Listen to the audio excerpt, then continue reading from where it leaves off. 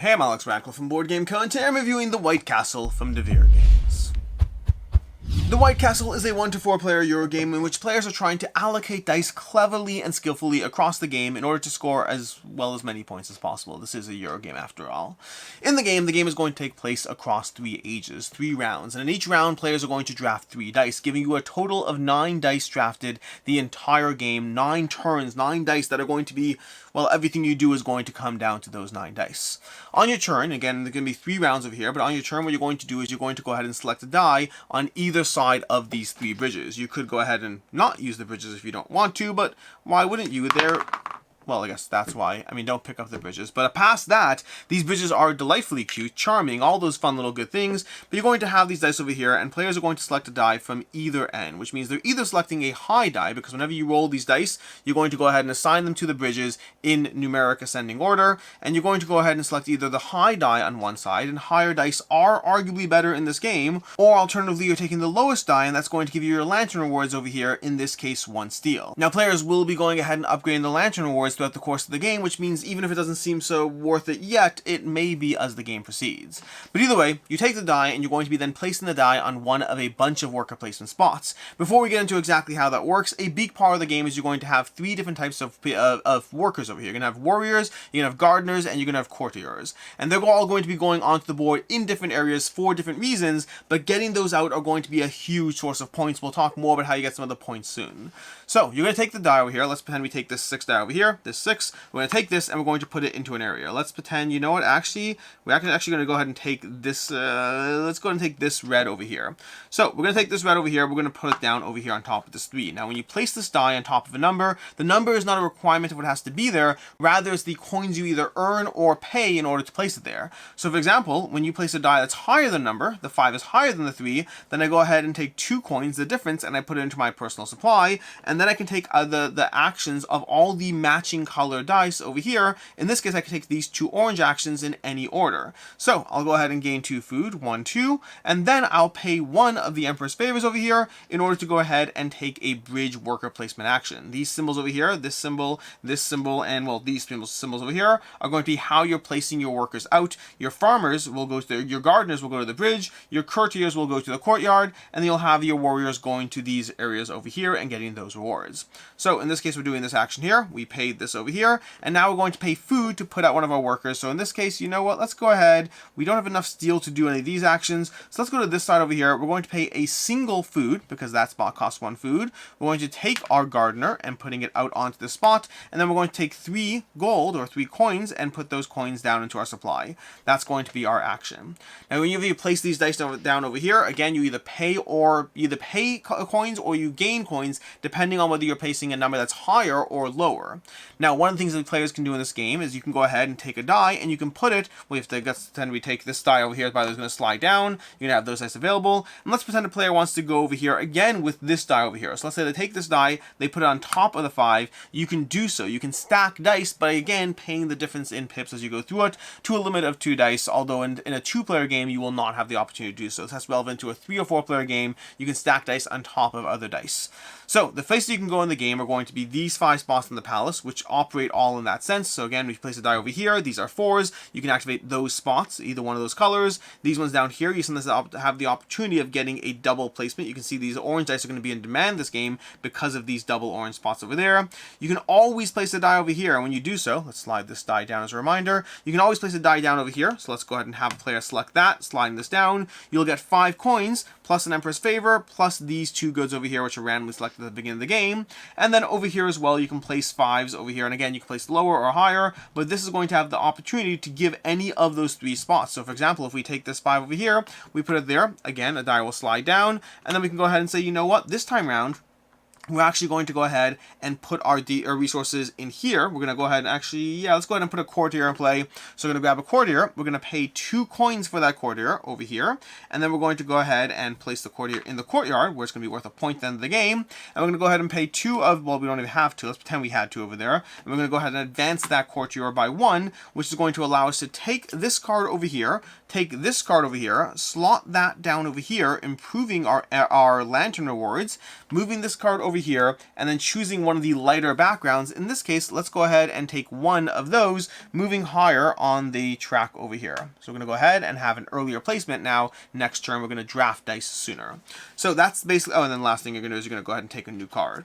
And the last place you can go, let's pretend we again took another die and put it over here and activated this spot. We can go ahead and pay steel to be able to put one of our warriors down over here. So for example, let's go ahead and pay a single steel to grab a warrior, placing it down into this grid where we're going to get 5 coins in exchange. And these are the 3 different areas you're placing. You're placing down over here, where whenever you place the gardener, you're going to take the ability to the left or the right, depending on where you went. You can go over here to slowly move up the track, taking cards, which are going to improve your lantern rewards, as well as giving you different worker placement spots, because we haven't talked about your player board over here. As you advance higher on the track, you'll get more of these, and eventually you get to the top over here, where you can get your lantern rewards, plus any one of these bonuses, plus 10 points at the end of the game. Or you can go to these spots, which will give you these rewards shown here. It costs 1, 3, or 5 steel, but it gives you these specific rewards, but it also gives you a multiplier. But it's going to give you a multiplier over here, depending on how many people you have in your courtyard at the end of the game. So you're trying to get all those out.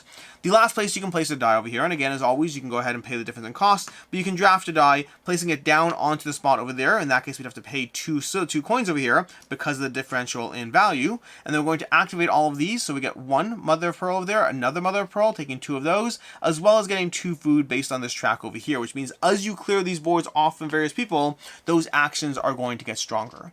That's basically what's happening around. You're going to be drafting dice, you're going to be taking those dice, and then either, if you take a low die, you're going to get the Emperor's rewards, you're going to get the Lantern rewards over here. If you take a higher die, you're just getting a higher value. You'll place those dice into any of the spots on the board, here for the basic well action, here for the kind of guaranteed spots to place your people on the board, and then any of these spots depending on the specific symbols that you want on those cards, or alternatively on your own player board where you'll get various rewards, as well as being able to trigger that card at the end. And you're trying to do all of that to be able to get as many points as possible through placing these people out. That's where, once again, I'll go over how these people operate in each of their zones. The gardeners are going to give you points. You can see all the way over here, you can get all the way up to 9 points. If you pay 5 food, you can have a 9-point gardener, but also you're activating these spots, and more importantly, at the end of rounds 1 and 2, you're going to be able to take bonus actions depending on which dice remain. At the end of every round, there's always going to be 3 dice remaining. So let's pretend for a second that those are the dice remaining over here. Let's pretend we have another gardener out over here. The way it's going to work is in the game, let's go ahead and take one more off over here. There we go.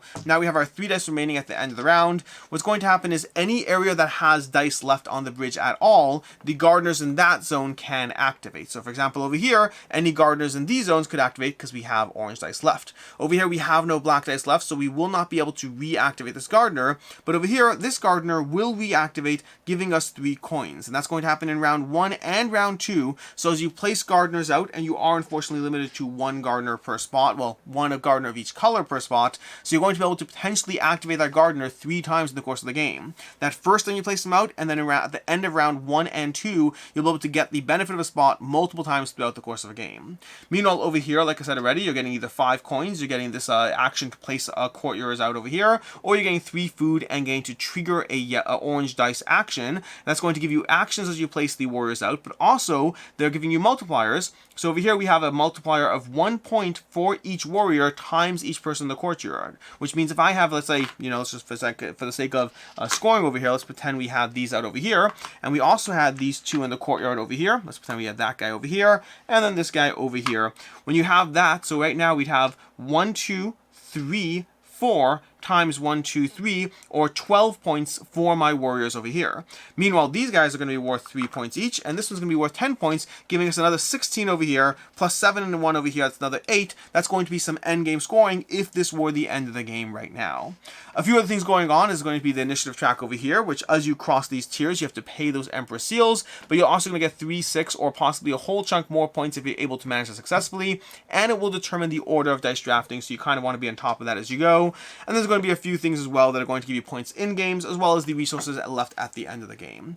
That is basically how you play White Castle, or the White Castle. There's a few other things we haven't heavily gotten into. Lots of variability to the experience, because even all these cards over here are going to be variable game to game. The specific cards that are in play are going to be variable, and they're shifting up game to game. These tokens over here have different sizes. For example, even over here, even it's just that one change changes the configuration and what you're vying for as you go through this. And so there's a lot of things that are going to mix up the game, giving you slight nuanced. Even the dice symbols over here, the way you have 2 oranges and a white, that could be totally different game to game. You see over here, we have 1 of each type, and that will affect how you engage with, well, all the things in front of you in the White Castle. Which brings us to the review, starting off with ease of play. The rulebook is fairly straightforward. It's not the easiest. There are a few parts of the rulebook that I have to like read a section multiple times, but for the most part, the rulebook is fairly straightforward, and the game itself is not very overwhelming. There's definitely enough going on that you're going to want to process all that, but you can get people up and running on this game in, 10-15 minutes of a teach. And then the game itself, the box says 80 minutes. I haven't had a game take that long yet. I find I've been knocking these games out in roughly an hour, so I think that maybe a little less than that, even 45 minutes to an hour. So 80 minutes seems, I guess, possible if you're playing it at a full player count, and with slower players that can happen. But I would say my group is usually not the fastest, and we were knocking out in 45 to 60 in across multiple games. As far as what I like, don't like, and can see others not liking, starting off with what I like, which is just the ways things change together.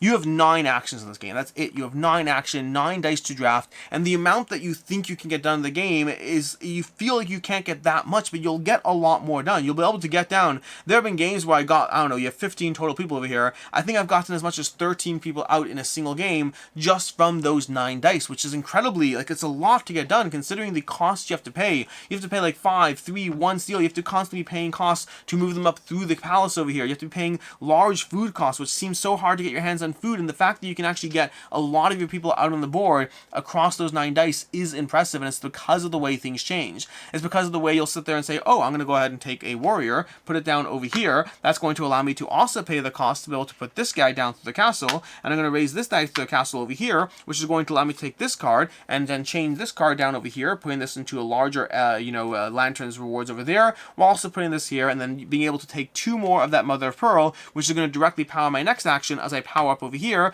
and then activate this card over here and put this down, chaining this over here, and we're going to go ahead and be able to now activate, moving up 1 on this track over here, and then also activating my entire sequence. So I'm going to get another steel, and I'm going to go ahead and move up 1 more on this track over here, and that get 2 coins as well. You can see over here the way things will start chaining together as you start being able to take multiple actions in the game. Combine that with the farmers and the I constantly call them farmers, but the gardeners, the way you have these gardeners over here who are going to give you these extra rewards, not just when you get them, but as you go through it. So if you get an early turn 1 gardener out over here, and assuming you have the resources to pay for it, you'll be able to go ahead and place out multiple warriors with that card. 3 warriors will be able to place out with that single card, which is how you're going to cascade these different things together in a way that is overall very rewarding to feel like you're able to get that much done in such a tight engine and in a relatively short time frame.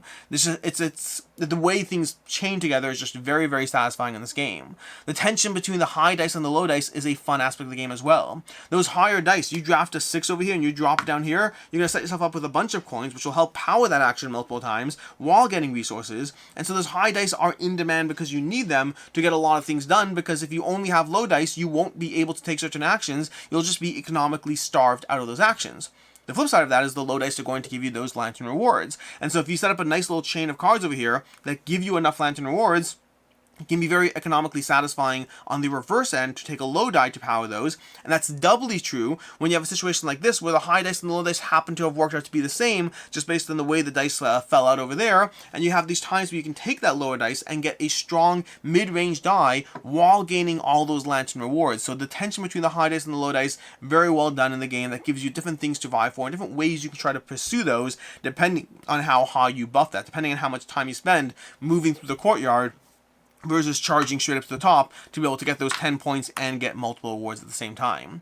The fact that you can knock out a game in an hour range, and again, the time frame, I can't guarantee what your time frame will be like, but for our group, it was less than an hour on a regular basis. For the amount of tension here is very well done. And the variability of the setup as well, the sheer amount of things that are subtly but importantly different in the game. These different tiles over here and the way you have, again, any configuration of different things, having a black die action over there and then powering this over here with 3 food, everything will change drastically depending on what you have, and it's going to affect what puzzle and the way you kind of connect. Well, if, like, these cost more money, but we do have that 5 money tile over here, and we have this over here. This is going to power an orange action, so we're going to use this orange action over here, which is going to give us 3 resources. So placing a person here will cost us 5 steel, but it's going to give us a 2 times multiplier. It'll give us 3 steel back if we do it right, and it gives us 5 money. There's a lot of things to balance for, and it's going to change how you approach the game every single time based on the variability of the small, little, but important adjustments to the game. As far as things I don't like, there's really only one thing, but it will be a big thing in my final thoughts, which is, despite everything I'm saying about how you can chain together those 9 dice to get a lot done in the game, it still very much feels like 9 dice is not enough to really get the full experience. For me, these games have been knocked out in under an hour, but I find it is divided up into like 20 minutes of feeling like it's set up, and just like the basic prep. That first round is just getting your engine set up and running.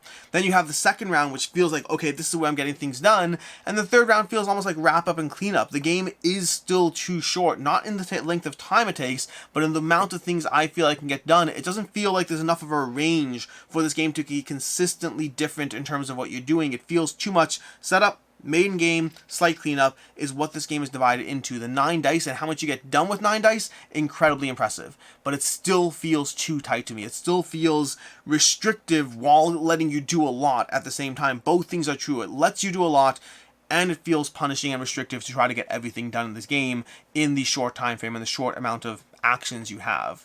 As far as I can see others not liking, first of all, it's very easy to find yourself in a situation where you're constantly taking back moves or resetting your action based on just not being able to get done what you want to get done. This goes back to the tightness of the game, the tightness of the economy. It is very, very common for players to be like, okay, great, I'm going to go ahead and take my farmer, I'm going to place my farmer down over here, and then I'm going to use these coins over here to pay the difference in the die, but wait, no, that leaves me with only 3 coins left, and so now that I only have 3 coins left, well, now I can't do that. I guess no, let's reset that action. Okay, no, if instead I'm going ahead, I'll take the low die, let's put that die back over here, great, okay, I'll take the low die and go over here and activate, I can use, if I use the Emperor's Favor to get myself 1 more silver, you will constantly have players who find that perfect turn, realize they can't actually pay for all the things they're trying to chain together because of how things cascade, and then kind of reset. That has happened frequently, although I will say that, thinking about it now, the fact that our games are regularly under an hour, I don't know, even with all the takebacks, but that is a thing that you'll find in this game. Because of how thinky it is, because of how the actions chain and cascade,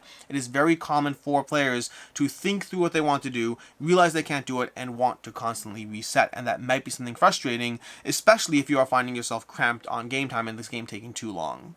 As far as final thoughts on the White Castle, I'm very torn on the game because I both find it incredibly satisfying while also not liking how tight it feels at the same time. Both things are true. I've debated experimenting with a 4th round, but I don't think the economy works around that. I think that a 4th round, I'd get all my guys out every single game, and that would take even more tension out of the game, versus right now it is chock full of tension, but a little bit too tight. It feels like it is beautifully designed. It is, the way things chain together is excellent. It's impressive. It's the small subtle variations to the gameplay do force you to examine the puzzle differently every single time, and yet because of how tight it is, because of how you only have 9 actions, even within those variations, I do find myself falling into the same patterns of what I try to do every game, just with slight adjustments to do it marginally more efficiently than last time. I both find this incredibly rewarding, incredibly impressive, very cleverly designed, and just restricting enough that I'm torn between whether I dive back in for the next crunchy session or whether I pick something else off the game shelf at the same time. For me, this is a 3.5 out of 5. I like it a lot. It almost hurts to give it that rating. I want to give it a higher rating, but I know that every time I've dove in back into the game to play it, I have walked in excited and I've enjoyed myself, and then I get to the end and I'm like, nope, it's a drop too tight, a drop too constricting. And then I play it again. And even right now, that's where I am. I'm in this weird space. Sometimes I find games almost put me in the reverse situation where I don't have that desire to play it as much, but then I play it and I'm like, this game is so good, why don't I play it more? The White Castle for me has almost been the reverse. I find I keep wanting to dive back into it to like just squeeze that engine a bit tighter, and then every time I do, I'm like, it's good, but it's just a little too constricting for the experience I want. So it's the reverse. Like even right now, I want to give it a higher rating, but I know that when I finish this game, I'll be back to a 3.5, which is not bad, by the way. It's a good score. It's just, it's tough. It's tough. It's a really, really well done game. In any case, as far as other game recommendations, if you're looking for other relatively short Euro games that are very rewarding and that you do a lot within not a ton of time, 2 classics that I'll give are going to be, well, not classics, but 2 classic recommendations. They're not classic games. They're just, I will recommend these games. That's what I'm trying to say here, and I'm taking too long to say it. But 2 games I'll recommend in that vein of letting you do a lot within a little time are going to be Furnace from Arcane Wonders, which has a little bit of a dice bidding, not really dice, as you're bidding on various tiles and to try to get the rewards, to buy cards that let you chain from one action to the next. Very rewarding in a 40-minute time frame. And then similarly, the Red Cathedral from Devir Games as well. The Red Cathedral will be kind of, similar size box game, similar degree of, the amount you can do in a Euro game, but also being just a little bit friendlier in terms of just how much you can actually get done and a little less tight. And I find the Red Cathedral it's interesting because I think the White Castle is better designed and a tighter game and more rewarding and just better in that sense. But the Red Cathedral just lets me feel like I got a bit more done, which is why I'll recommend that one as well. In any case, and until next time, I'm Alex Radcliffe from Board Game Co. I hope you found this helpful, and as always, I hope you have a good one.